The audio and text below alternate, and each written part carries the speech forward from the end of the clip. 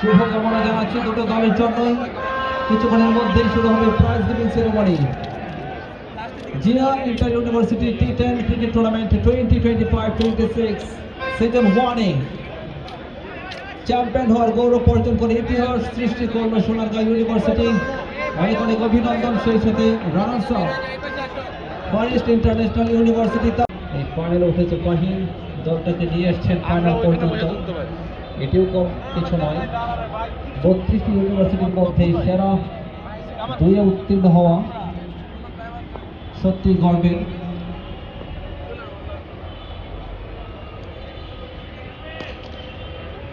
লো full toss, extra cover থেকে Korea ফেরত পাঠানোর পূর্বে একটি রান বাড়ল দলীয় রানটা এই মুহূর্তে 87 3 উইকেটে।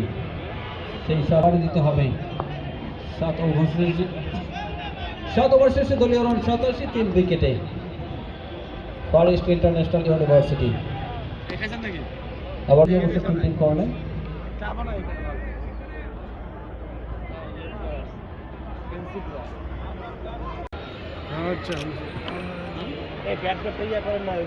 রানার্স আপ হওয়ার গৌরব অর্জন করেছে 32 দলের মধ্যে ফরেস্ট ইন্টারন্যাশনাল ইউনিভার্সিটি। তাদের জন্য অনেক অনেক শুভকামনা।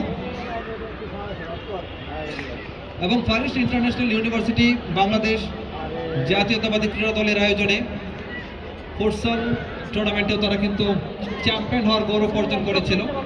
সোনারগাঁ ইউনিভার্সিটি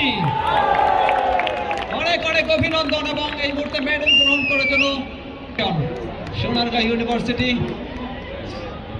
এই মুহূর্তে মেডেল পরিয়ে দিচ্ছেন আমাদের সম্মানিত প্রধান অতিথি, বাংলাদেশের রাজনীতিতে যিনি অত্যন্ত সজ্জন ভদ্রলোক এবং সবার কাছে যিনি গ্রহণযোগ্য, জনাব আমিনুল হক। আগামী 12 ফেব্রুয়ারি অনুষ্ঠেয় ত্রয়োদশ জাতীয় সংসদ নির্বাচনে ঢাকা 16 আসন থেকে বাংলাদেশ জাতীয়তাবাদী দল বিএনপি মনোনীত ধানের শীষ প্রতীক নিয়ে তিনি নির্বাচন করবেন।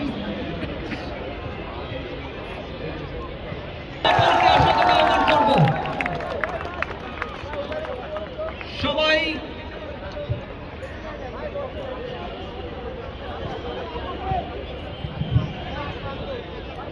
এখনই নয়,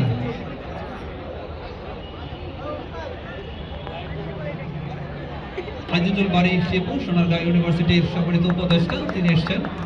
অনেক অনেক ধন্যবাদ। এবং জিয়া পরিবারের সম্মানিত সদস্য, আমরা অনেক অনেক কৃতজ্ঞ ওনার কাছে।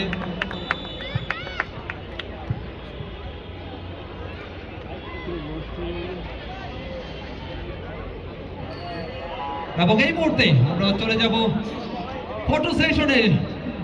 তবে রুবেল ভাই প্রস্তুত থাকবেন, যখন ফটো সেশন হবে ঠিক তখন আমরা আমাদের সাথে রয়েছেন এসএস স্যার রয়েছেন। সবাইকে আমরা ধন্যবাদ জানাচ্ছি বাংলাদেশ জাতীয়তাবাদী ক্রীড়া দলের পক্ষ থেকে।